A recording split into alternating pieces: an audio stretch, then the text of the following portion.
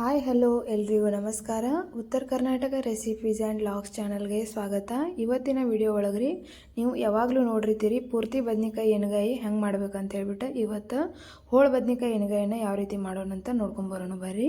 ಫಸ್ಟಿಗೆ ನಾನು ಎಣ್ಗಾಯಿ ಮಾಡೋಕ್ಕೆ ಬೇಕಾಗಿರ್ತಕ್ಕಂಥದ್ದು ಮೇನ್ ಶೇಂಗಾ ಬೇಕ್ರಿ. ಶೇಂಗಾನ ನಾನು ಹುರಿದು ತೊಗೊಂಡಿಲ್ಲ, ಹಸಿ ಶೇಂಗಾನ ಮಿಕ್ಸಿಗೆ ಹಾಕತ್ತೀನಿ ರೀ. ಇವಾಗ ಹಸಿ ಶೇಂಗಾ ಯಾಕೆ ತೊಗೊಂಡಿನಿ ಅಂತಂದ್ರೆ ಹುರಿದಿದ್ದು ಬರೀ ಪೌಡ್ರ್ ಆಗುತ್ತೆ, ಬಟ್ ಹಸಿ ಶೇಂಗಾ ಪೌಡ್ರ್ ಮಾಡಿದ್ರೆ ಅದು ಒಗ್ಗರಣೆ ಒಳಗೆ ಎಣ್ಣೆ ಬಿಟ್ಕೊಳುತ್ತೆ, ಚೆನ್ನಾಗಿ ಬರುತ್ತೆ ರೀ ಎಣ್ಗಾಯಿ. ಅದಕ್ಕೋಸ್ಕರ ಇನ್ನೊಂದು ಸೈಡಿಗೆ ಎತ್ತಿಟ್ಕೊಂಡು ಒಂದು 4-5 ಬದ್ನಿಕಾಯಿ ತೊಗೊಂಡಿನಿ ರೀ.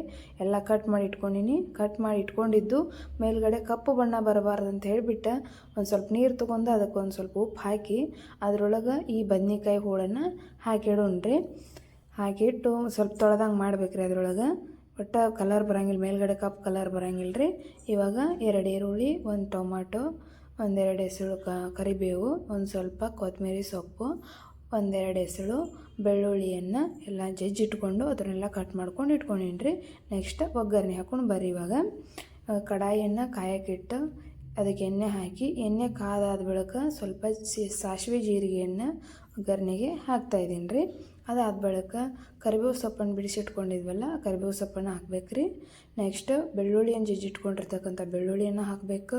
ನೆಕ್ಸ್ಟ್ 2 ಈರುಳ್ಳಿಯನ್ನು ಕಟ್ ಮಾಡ್ಕೊಂಡು ಇಟ್ಕೊಂಡಿದ್ನಲ್ಲ, ಆ ಈರುಳ್ಳಿಯನ್ನು ಒಗ್ಗರಣೆಗೆ ಹಾಕ್ಬೇಕ್ರಿ. ನೆಕ್ಸ್ಟು ಇದು ಮೆತ್ತಗಾಗುತ್ತಾ ನಾನು ಫ್ರೈ ಮಾಡ್ಬೇಕ್ರಿ. ಇದು ಬೇಗ ಮೆತ್ತಗಾಗಬೇಕಂತಂದ್ರೆ ಸ್ವಲ್ಪ ಉಪ್ಪನ್ನು ಉದುರಿಸ್ತಾ ಇದ್ದೀನಿ ರೀ.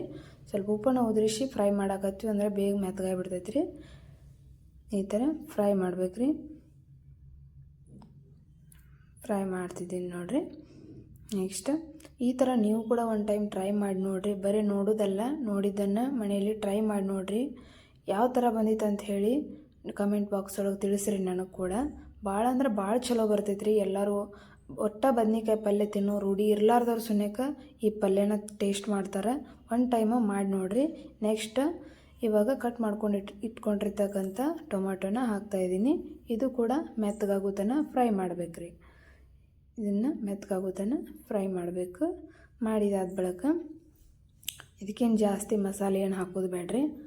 ಈ ಮನೆಯಲ್ಲಿ ಇರ್ತಕ್ಕಂಥ ಇಂಗ್ರೀಡಿಯೆಂಟ್ಸೇ ಹಾಕೋದಿರುತ್ತೆ. ನೆಕ್ಸ್ಟ್ ಇವಾಗ ಮಸಾಲೆ ಖಾರ ತೊಗೊಂಡಿನಿ ರೀ. 1-1.5 ಸ್ಪೂನ್ ಆಗುವಷ್ಟು ಮಸಾಲೆ ಖಾರನ ತೊಗೊಂಡಿನಿ. ಮಸಾಲೆ ಖಾರ ಹಾಕಿ ಮತ್ತು ನೆಕ್ಸ್ಟ್ 1-2 ಹರಳು ಉಪ್ಪು ಹಾಕಿದ್ದೀನಿ ರೀ. ಫಸ್ಟ್ ಒಂದು ಸ್ವಲ್ಪ ಉಪ್ಪು ಹಾಕಿರ್ತೀವಿ, ಆಮೇಲೆ ಸ್ವಲ್ಪ ಉಪ್ಪು ಹಾಕತ್ತೀನಿ. ನೀವು ರುಚಿಗೆ ತಕ್ಕಷ್ಟು ಉಪ್ಪು ಹಾಕೋರಿ.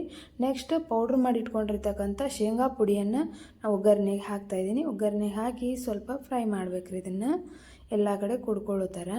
ನೆಕ್ಸ್ಟ್ ಇವಾಗ ಕಟ್ ಮಾಡ್ಕೊಂಡು ಇಟ್ಕೊಂಡಿದ್ವಲ್ಲ ಬದನೆಕಾಯಿ, ಆ ಬದನೆಕಾಯಿ ಹೋಳನ್ನು ಒಗ್ಗರಣೆಗೆ ಹಾಕ್ಬೇಕ್ರಿ. ಹಾಕಿ ಅದನ್ನು ಕೂಡ ಚೆನ್ನಾಗಿ ಫ್ರೈ ಮಾಡಿ ಎಲ್ಲ ಕಡೆ ಅದು ಹತ್ಕೋಬೇಕು ಒಗ್ಗರಣೆ. ಆ ಥರ ಫ್ರೈ ಮಾಡಿ ಅದಕ್ಕೆ ಎಷ್ಟು ಬೇಕಲ್ಲ ನೀರು ಅಷ್ಟು ನೀರನ್ನು ಹಾಕಬೇಕು. ನೀರಂದರೆ ಜಾಸ್ತಿನೂ ಹಾಕಬಾರ್ದು, ಈ ಕಡೆ ಕಡಿಮೆನೂ ಹಾಕಬಾರ್ದು. ನೋಡಿರಿ ನಿಮ್ಗೆ ಯಾವ ರೀತಿ ಬದನೆಕಾಯಿ ಪಲ್ಯ ಚೆನ್ನಾಗಿರುತ್ತಂದರೆ ಜಾಸ್ತಿ ಕುದಿಸಿದ್ರೆ ಚೆನ್ನಾಗಿರುತ್ತೋ ಅಥವಾ ಸ್ವಲ್ಪ ಬಿರಿಸಿದ್ರೆ ಚೆನ್ನಾಗಿರುತ್ತಲ್ಲ, ಹಂಗೆ ನಿಮಗೆ ಬೇಕಾದಷ್ಟು ನೀವು ನೀರು ಹಾಕೋಬೋದು. ಹಾಕ್ಕೊಂಡು ಅದು ಕುದಿ ಬಿದ್ದ ಬಳಿಕ ಸ್ವಲ್ಪ ಚಹಾ ಸಕ್ರೆನ ಹಾಕ್ಬೇಕ್ರಿ. ಚಹಾ ಸಕ್ರೆದು ಭಾರಿ ರುಚಿ ಬರ್ತೈತೆ ರೀ. ಚಹಾ ಸಕ್ರೆನ ಹಾಕಿ ನೆಕ್ಸ್ಟ್ ಕಟ್ ಮಾಡ್ಕೊಂಡು ಇಟ್ಕೊಂಡಿದ್ವಲ್ಲ ಕೊತ್ತಂಬರಿ ಸೊಪ್ಪನ್ನು ಅದಕ್ಕೆ ಹಾಕಿ ಆಮೇಲೆ ಅದು ಕುದಿ ಬಿದ್ದ ಬಳಿಕ ಅದ್ರ ಮೇಲೆ ಒಂದು ಮುಚ್ಚಳ ಮುಚ್ಚಿಟ್ಬಿಟ್ರೆ ಮುಗೀತು ನೋಡಿರಿ.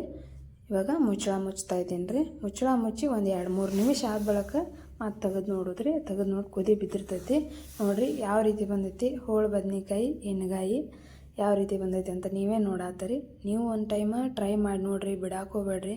ಬರೀ ನೋಡೋದಷ್ಟೇ ಅಲ್ಲ, ಈ ಥರ ಒಂದು ಟೈಮ್ ಮನ್ಯಾಗ ಟ್ರೈ ಮಾಡಿ ನೋಡಿರಿ. ಹೆಂಗೆ ಬಂದಿತ್ತು ಅಂತ ಹೇಳಿ ಕಮೆಂಟ್ ಬಾಕ್ಸ್ ಒಳಗೆ ಕಮೆಂಟ್ ಮೂಲಕ ತಿಳಿಸ್ರಿ. Thank you friends. Thanks for watching.